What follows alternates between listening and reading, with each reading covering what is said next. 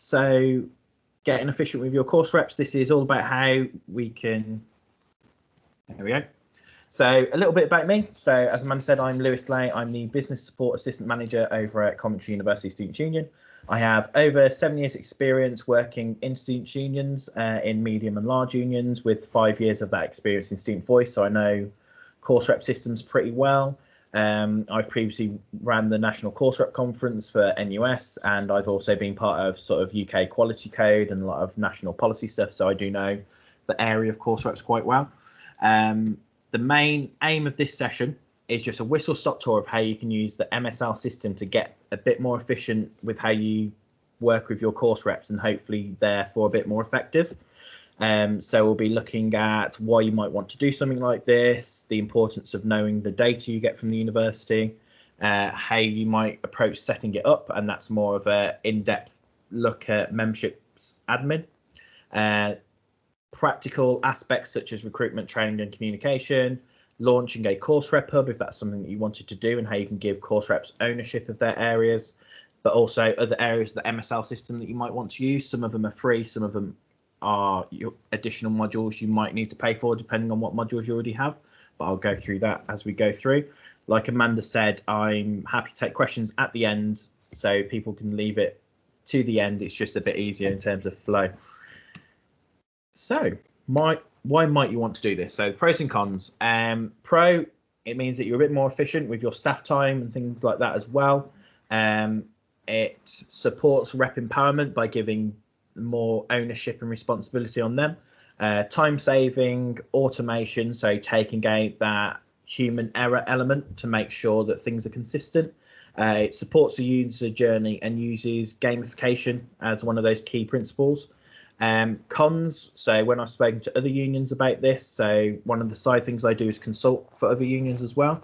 A lot of the concerns they've had is around building rapport. It could be quite impersonal, particularly if you look to digitalize things like training or your core training, where some unions still prefer to do the face-to-face as much as possible to add that personal element. Initial setup time, any potential costs with it, and I'll highlight those as I go through. Also a change of culture with staff. So sometimes staff would be concerned that, okay, what do I do with my time now if so much of their time was used to doing admin work? And the idea of the pro with this is actually you're freeing up a lot of staff time by automating things to further support sort of student-led activism and course reps at sort of a grassroots level. So it's sort of a pro and a con there. Importance of knowing your data. So with this, it's obviously data that comes across from the university, and then the next slides will go through sort of how you use that data. But key things to check here is, what does your year of study mean? So in some unions that I've worked with, year of study actually meant how many years they've been at that organisation, not the academic year that they're in. So if someone had to repeat their first year, the data would show them as year of study 2. So you'd assume that they're in their second year of that course, but they're actually repeating their first year. So it's making sure that you specifically know what that year of study is. I'd also suggest getting course codes if you don't use those, only because course names change more frequently than course codes with the university. So it means that by using course codes, you don't have to sort of change a lot of the coding regularly. And final year indicator, if you haven't got that, maybe look to have that. And again, what does that definitely mean? Does that mean that they're currently in their final year and they won't be progressing forward? And that'll sort of help you with your year of study as well. Limitations to bear in mind with the data. Now, this will all depend on your data sharing agreement, but Student Union updates. So very boringly, 1994 Education Act says that any student that opts out of the union shouldn't be detrimentally impacted. You could argue that with course reps, it's sort of a core element, regardless of whether you opt in or out of the union, because of things like the quality code. So if students aren't in your data because they've opted out of sharing that data, then that means that they won't be able to access certain systems or elections that you might set up using MSL. So that's always something to bear in mind when it comes to course reps. Modules outside main discipline. So you typically wouldn't get module data. You'd normally just get course data. So modules outside main discipline, if you have a separate rep structure for those, then your data probably won't pick that up because you won't get that through your typical university data feed. And also joint honours is something to be wary of. And I'll mention joint honours a bit more when I talk about my next part. So how would you approach setting this up? So this looks a bit complicated, but I will explain it as I go through. But basically, this is what your rep structure would sort of look like in memberships admin. So you would have your overall sort of folder that all of your rep stuff sits in, so it doesn't get mixed up with societies or anything else. You effectively have your rep hub organization that all of your rep hub stuff and your course reps will fit under. And again, later on when I talk about rep hub, I'll explain this in a bit more detail. The next thing is sort of your mapping structure. So this is getting down from faculty or college level, department, school, and course level to get an organization that is specific to the course rep role and who that role specifically represents. So the idea would be a bit like with your societies or sports clubs. When you set them up, you would have an organization for each of your course rep roles. So first year psychology, second year psychology as an example. And the purpose is to connect your course reps up with their specific cohort. And you'd create a couple of roles and memberships underneath here. So the green one is your organization. The top dark orange one is a membership role. And these ones underneath are specific roles. And the reason why there's multiple course rep roles is because they all play different functions, which I will go through. So first thing you do is you'd want to set up this membership role for your student rep cohort. So the way you do that is you'd use your course code and your year of study. So you specifically know this is first year psychology students, law students, or whatever the student cohort is, and set that to auto populate. So as soon as your data is updated every morning, typically, then you know that that student cohort is as up to date as your data is. And then one of those side things here is the find my rep function. So what this basically does is if you connect your student cohort into that as a requirement, but also course reps, so you'll have a main distribution list of all of your course reps. What that would do is then, again, if you set automatic population, as soon as they're in the course rep list and they match to that student cohort, they'll be put into this find my rep function, which means that they'll then be able to be visible on the website if you use membership list widgets and things like that. So that's how you develop a find my rep function. What it effectively does by using that student cohort, which would be my top tip. So some unions decide to still use course code and year of study, but it means that if you ever have to make changes, you're having to change each of these individual group requirements. Whereas if you connect it up to student cohort, you'd only need to change anything that's different to student cohort. If the student cohort changes, like a new course code, if you just change the requirements in student cohort, it will do the same for all the rest without you having to jump in and change all the others. So getting practical with recruitment, training and communication. So this really depends on how you want to recruit your student reps. The way that I advise you to set up the system when it comes to course reps, so this area, is always set it up to be ready for elections, even if you are doing volunteering at the moment. If you are doing volunteering, then you can just set up a sign up widget that will link to your main course rep list, which is then used for the auto population for find my rep and other things. But if you are using elections, set up those election roles ready to go, so that you can use them in elections. If you volunteer and then in a couple of years time move on to elections, then it's already ready to go, and it's easier to set up at the start than it is to try and set it up afterwards. So in terms of that course rep structure, the whole purpose of recruitment is to fill in this course rep list. If you volunteer, like I said, the sign up list will just be automatically created to this, so that as soon as they sign up, they populate into this list, and then your requirements for find my rep will just take whoever is in this list and that student cohort to fill that area. If it is an election, I'd recommend creating 2 separate election roles, one for current cohort and one for continuing cohort. So if you are a union that sets up elections for, say, normally in term 3 for the following year, then having a separate election and a continuing cohort election role means that you're not having to change requirements halfway through the year to get ready for that.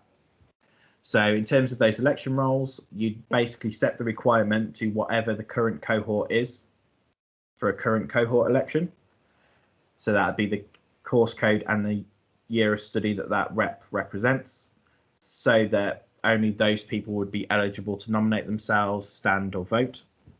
For continuing cohort elections, the easiest way to do this is just to link it to the student cohort from the previous year. So again, I always use psychology because that's what I studied. So say you've got psychology year 1, psychology year 2. Obviously year 1 you won't have continuing cohort election, but year 2 you might. So what you do for this continuing cohort rep role is connect that to the year 1 psychology student cohort, so that anyone that's in that previous year would be able to then stand and nominate themselves for their next year, second year rep. So with regards to training, now this is only covering basic training and website permissions, but what I'd suggest that you do is use the survey functions through MSL. So what you're able to do here is embed videos, use questions to educate but not test, and that's an important factor. So you might want to use online training programs where you're able to test and be like, okay, you need to get 80%, but the difficulty there is then linking that data back up to MSL, and the idea is that we try and automate this as much as possible. So by using the training function just to educate, so if they get it wrong, you give them the correct answer. At the last page of your survey, you're then able to use an iframe to basically connect it to a sign-up widget. So for website permissions, as an example, this could be a code of conduct that you get them to sign up to. And basically when that sign-up is done, there'll be a list in the background that you can set up that basically verifies that they have been website trained and they've signed that code of conduct. So every morning, the system will just automatically give them their course rep permissions for the website, whichever permissions you give them. Obviously, that is up to you which ones you give them.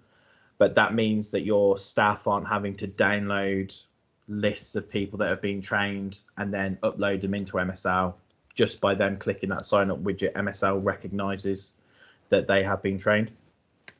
So this is how that permission would work. So again, you'd have a link to your cohort, the course rep list that you've got, and then actually a list that's website trained individuals.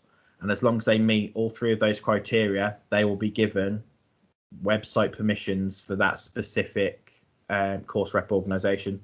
So again, with this, it's keeping the permissions very specific to who they represent. So the psychology year 2 won't be able to mess around with law year 1 or anything like that. It keeps it very specific, same way that your clubs and societies are sort of set up with their committee role positions.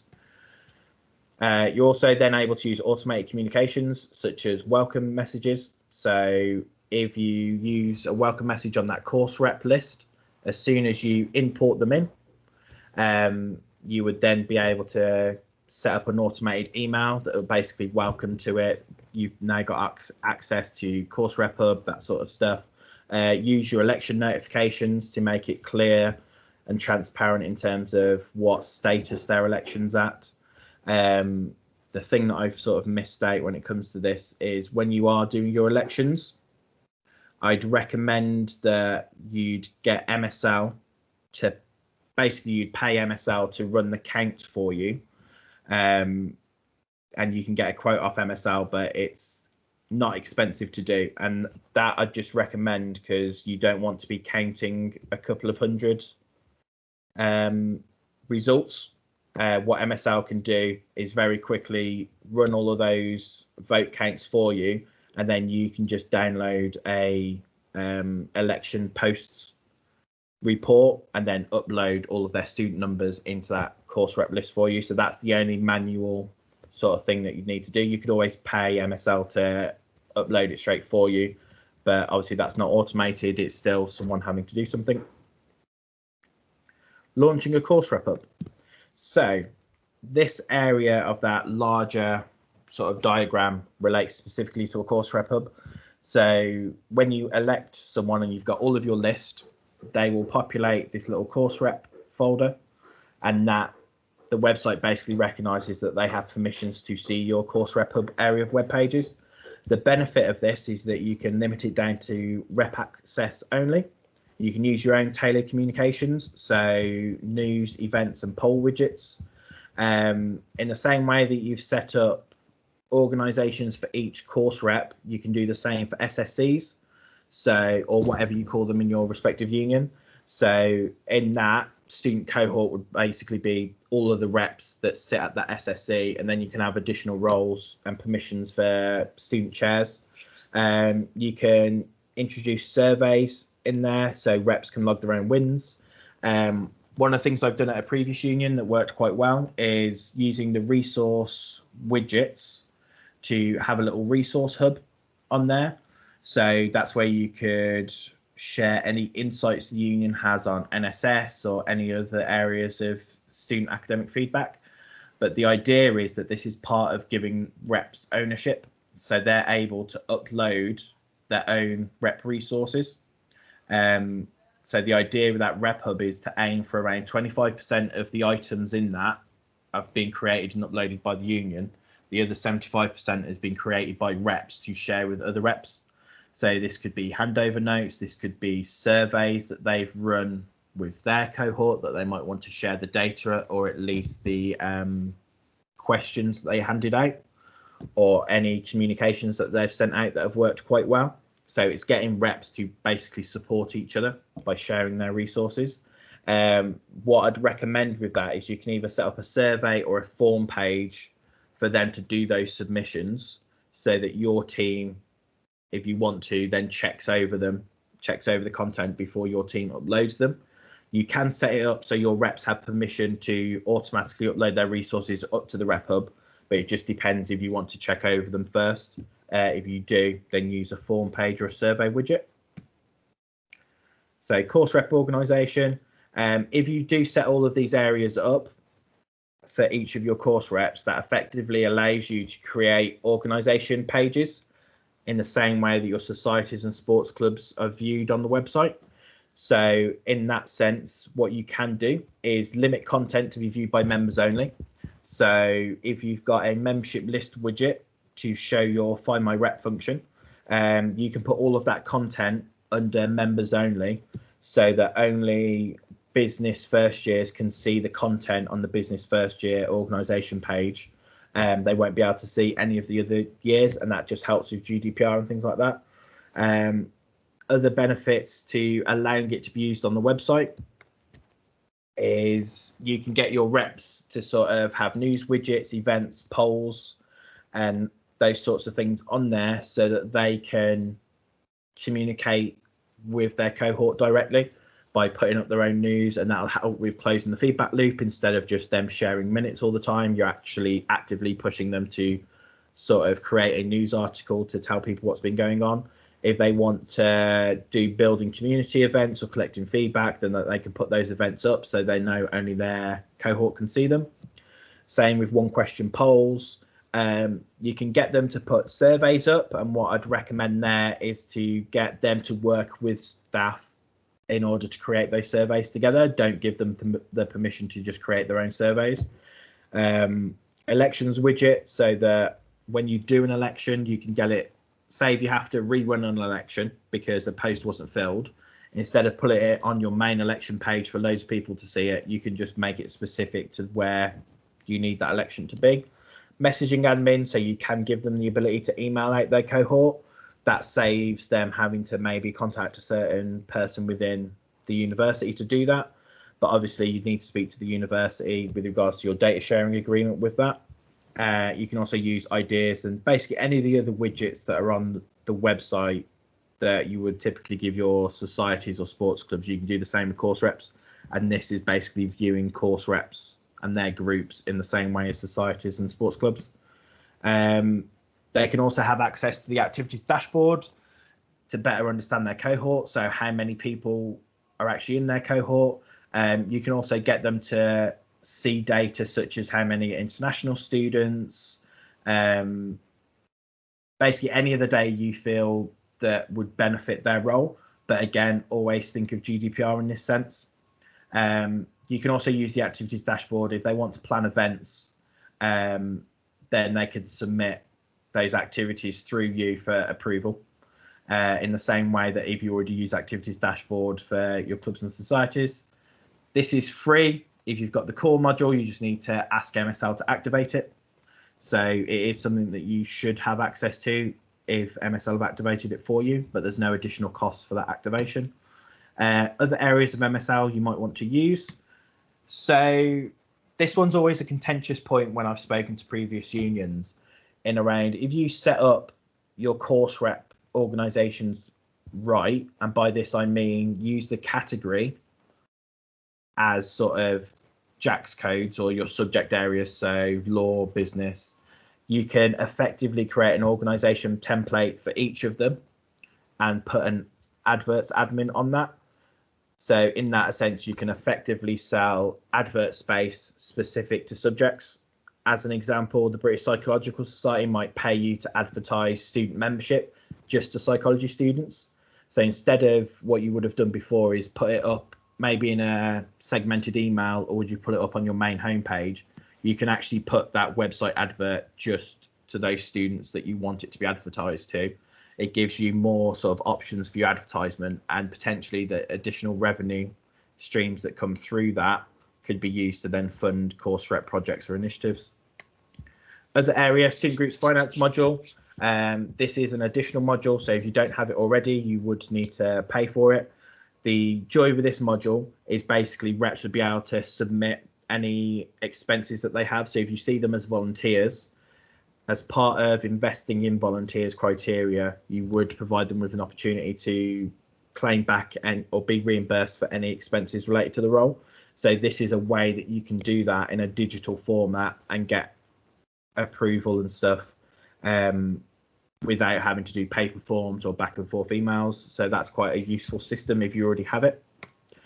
Volunteers module, again, this is an additional module that you'd have to pay for if you don't already have it, but this would allow you to collect additional engagement data from your reps. So how many hours they've logged, any skills that they've logged, you'd be able to create awards. So if you've got sort of bronze, silver and gold awards for your reps, depending on the level of activity that they've done, then you'd be getting them to fill in their volunteer profile so that it works towards those awards, but they can also download that to use as sort of a, this is a record of the skills and hours that I've done as a volunteer.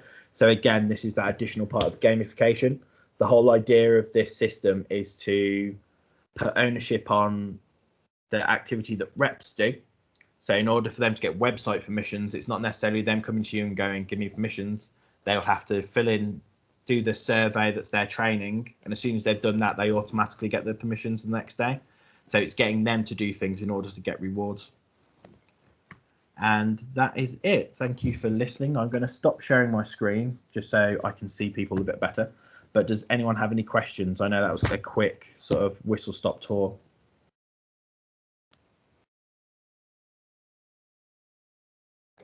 I don't know if people are doing stuff on the chat. Hi guys. Yeah, if you want to add a question or unmute yourself to ask a question, that would be great. I can't see anything coming in yet, and nobody. It looks like if you got your hand up. Hello. Hello. Hiya. Yeah. Just a question. With regards to the training on it, we're looking at a way to provide like a training which the reps can do without any staff involved, as it were, sort of thing, you know. Yeah. And secondly, we're looking at a way to provide training, because we usually do it face to face, and obviously we can't in these circumstances. So with regards to like a way to provide a training without staff, you know, when student reps just do it whenever they like in their own time. Yeah. How would we go about facilitating that on the MSL system? Bearing in mind we don't really use the MSL system for electing reps or anything like that, and we're probably not going to in the short term because we don't really have the facility and resources and that. So how could I use the MSL system for actually running like a training module? How could I actually, what are the practical steps I need to do that? Yeah, so the way that other unions have done it and the way I've done it in the past is actually to use the survey functions. So obviously they're not designed for training modules, but Right. you can effectively use it in a similar way. So when you build have you used the survey function before? I don't think so, but I mean, I've used it for running elections, you know, a lot. That's cool. So there is some guidance on the UK MSL website. I think it was Sheffield Hallam used it for student staff training, so that sort of talks you through. But what you'd effectively do is create a section for each bit of your content.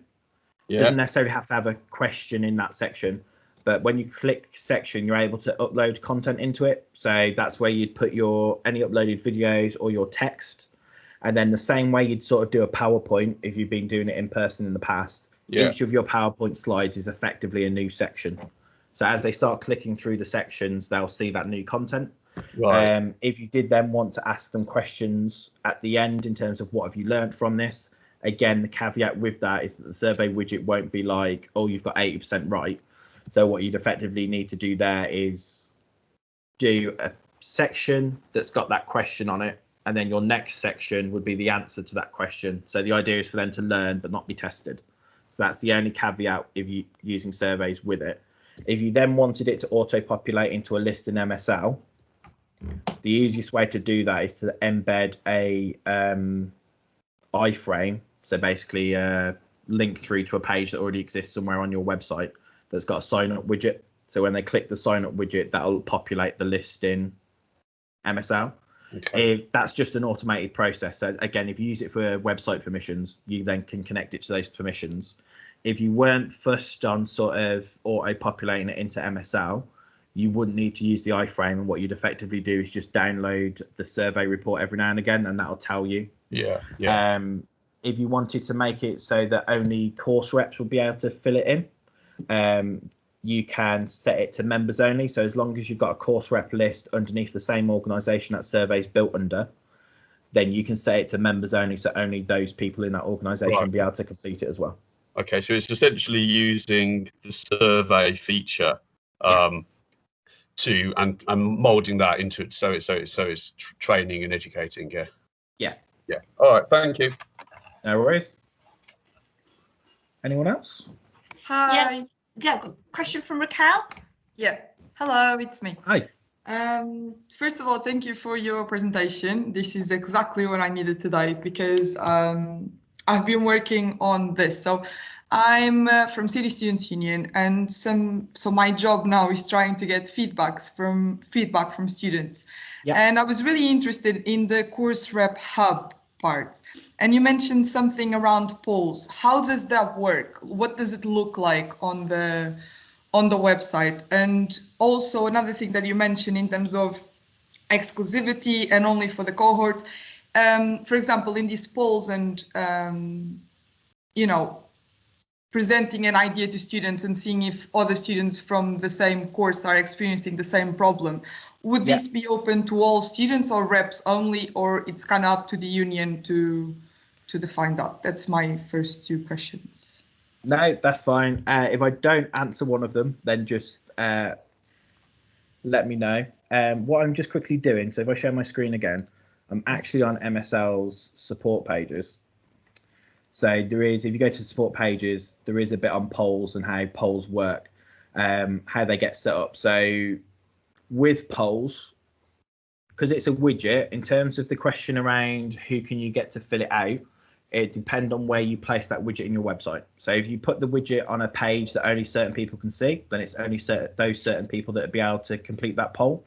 If you put it on, say, your home page, then as long as the settings are right, anyone that's logged into your homepage will be able to fill in that poll. The thing with polls is they are 1 question answers. So let me try and see if there's a bit that. So the team have done a nice video on how you can set it up. But how it would look is a bit like this as an example. So you'd get the question, you can put the specific answers that are available, and it's only 1 question. So this is the difference between, say, a poll and a survey. If you've got multiple questions that you want filling out, then use a survey. If it's just a very quick sort of bit of feedback and you've got set answers, then you can use a poll. And as soon as people click submit, they'll be able to see the answers that have been submitted so far. And you've got an option of how this displays as well. So, and can people put comments on them? Not on polls as far as I'm aware, but what you potentially are looking to do there from what you've said is maybe look into that ideas function. So basically my idea here, and that's why, so I'm putting the Big Ideas platform, so I'm using that, but I also wanted to do an MSL version of digital rep. And that's why I was mentioning in terms of feedback and students being able to see the feedback and vote to see if, you know, if the feedback it's felt to all students in order to make it more significant. So that was my idea. I just wanted to see if I could make it through the polls or maybe have another idea hub, but for feedback specifically.